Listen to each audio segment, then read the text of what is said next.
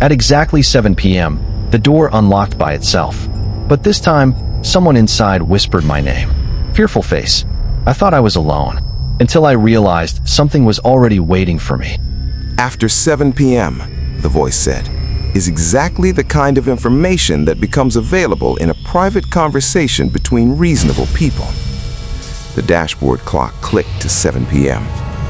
Ryan saw it before he heard anything, saw Claire's SUV rock almost imperceptibly on its suspension, a subtle physical response to something moving through the air. Then he felt it in his back molars, the faintest vibration, below hearing, below any frequency his ears could process, felt instead as pressure in his chest, behind his eyes, in the hollow space beneath his sternum. The trees were breathing. "I'll call you back," Ryan said, and hung up. He watched the tree line. Even from inside a sealed car with the heat running, he could feel it, a low, vast pressure, like being too deep underwater. His vision seemed to pulse slightly at the edges. He gripped the steering wheel. He thought about the man on the 3rd floor of Silver Oak who no longer spoke. He thought about Amara pointing at a corner that wasn't there. He thought about the voice on the phone saying very, very unreasonable. He picked up his phone and called Sonia. "How fast can you run the story?" he said. "Ryan, we need how fast?" A pause. "If you give me everything tonight, I can have it online by 6 a.m., full print edition Sunday. I'm sending you everything in the next hour," Ryan said. "Run it." Chapter 16. The Architecture. What Sonia published at 6:04 a.m. Sunday was not just a story about Pinecrest, it was a map. Ryan had spent the entire night building it, cross-referencing Vernal Properties Group's corporate filings with county land acquisition records in 6 states, matching the property profiles against topographic surveys and old-growth forestry assessments, tracing the Delaware registrations and the Cayman Holding Company through 3 layers of shell ownership. What he found was a blueprint, designed by someone who understood exactly what Harold Marsh had stumbled onto and had decided to scale it. Marsh hadn't built this. Marsh was a broken man who had found a terrible solution to a personal crisis. He was a component. He was the proof of concept. Somebody else had looked at what Marsh had done and seen a business model. The voice on the phone.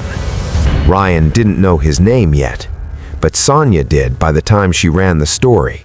His name was Lawrence Pell, 63 years old, a real estate developer and private equity investor based in Chicago.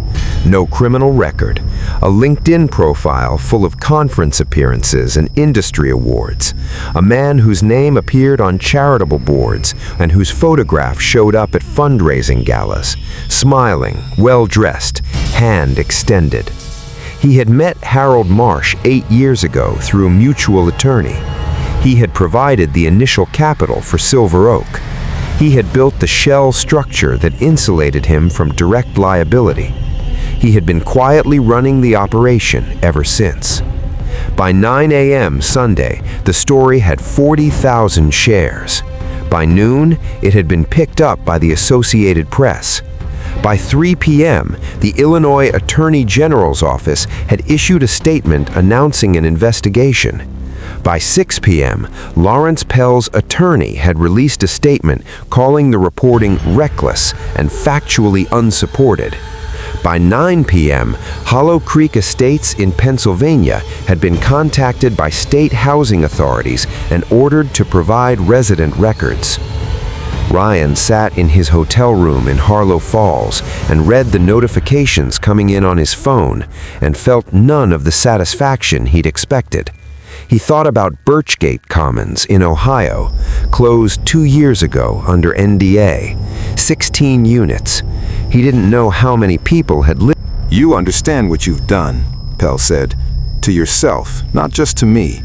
I have 30 years of experience building legal structures specifically designed to survive this kind of scrutiny. The AG investigation will run for 2 years. My attorneys will challenge every piece of evidence. The corporate structures are designed to create deniability at every level." His voice was perfectly even. Harold Marsh will go to prison. David Cole will probably go to prison. I will spend an unpleasant year in depositions and emerge with a negotiated settlement, most of which will be paid by insurance carriers. And the families, Ryan said, will receive compensation, eventually, after years of litigation.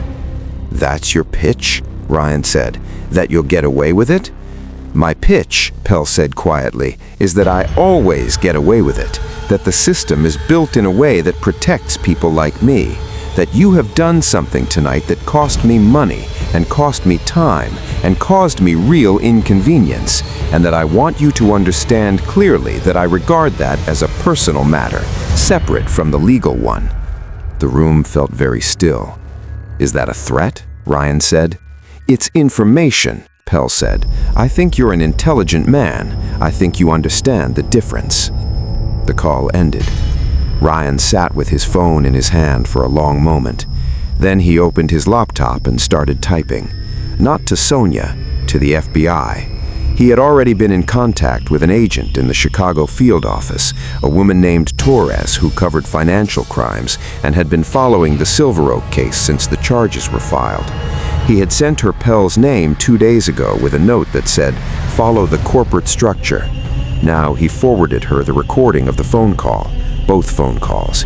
He had been recording since the first unknown number. He typed, "He just told me it's personal." Torres wrote back in 4 minutes.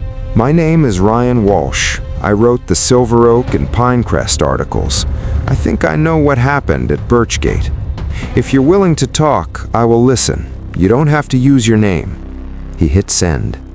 Then he made coffee and sat back down and kept working.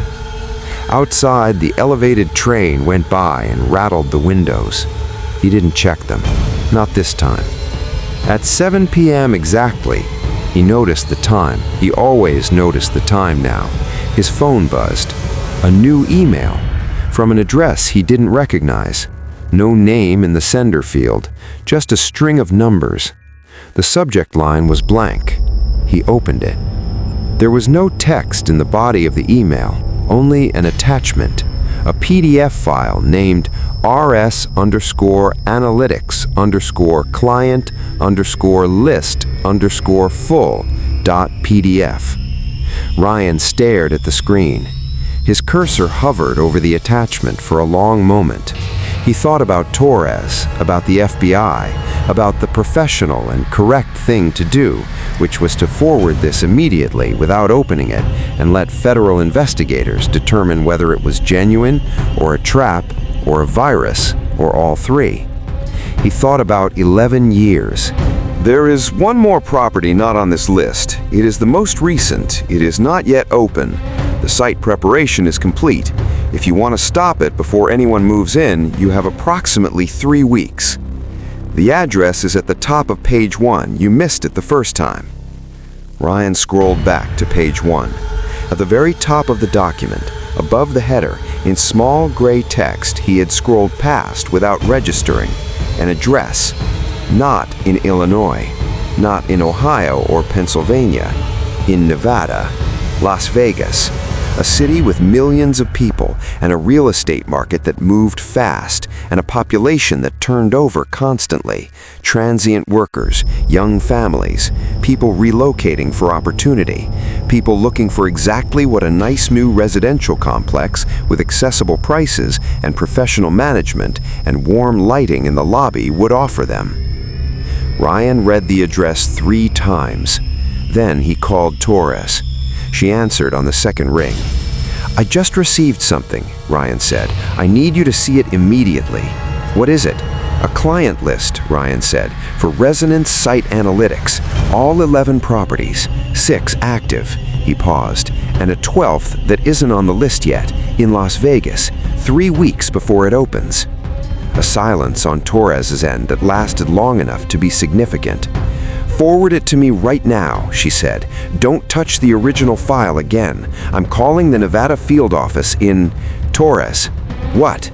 "Someone sent me this," Ryan said. "Someone inside. Someone who has access to Resonance's internal documents and chose to send them to me tonight."